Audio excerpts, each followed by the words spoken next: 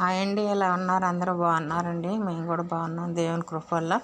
మీరు కూడా అందరూ బాగుండాలని కోరుకుంటున్నాము. ఈరోజు గోంగూర చికెన్ వండుకున్నామండి. అయితే దానికి కావాల్సిన ఉల్లిపాయ పచ్చిమిరకాయ కోసుకొని ఉల్లిపాయ పచ్చిమిరకాయ తాలింపు వేసుకున్నాను. తర్వాత దాంట్లో కొంచెం స్పూను పసుపు వేసుకున్నాను. ఒక స్పూన్ ఏమో సాల్ట్ వేసుకున్నాను. సాల్ట్ వేసుకున్నాక అవి అట్ట విధంగా అన్నీ కలిసేలాగా తిప్పుకున్నాను. అవి వేగిన తర్వాత అల్లం వెల్లుల్లిపాయ పేస్ట్ వేసుకున్నాను.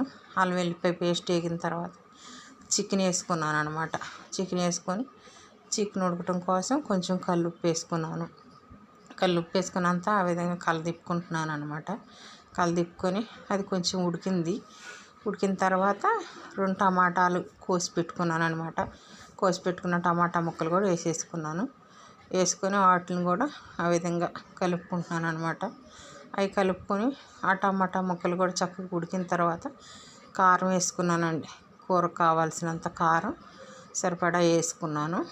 కారం వేసుకున్న తర్వాత మళ్ళీ కొంచెం కల్లుప్పు వేసుకున్నాను. కూరకు కావాల్సినంత కల్లుప్పు వేసుకున్నాను. అది ఆ విధంగా మళ్ళీ ఉప్పు కారం ముక్కలకు పట్టేలాగా దాన్ని చక్కగా కలిదిప్పుకొని దాంట్లో మళ్ళీ కొంచెం నీళ్ళు వేసుకున్నాను అనమాట. నీళ్ళు వేసుకొని అదంతా ఆ విధంగా కలిసేలాగా కలదిప్పుకొని చక్కగా దానిలో కొంచెం పొడి మసాలా వేసుకున్నాను అనమాట.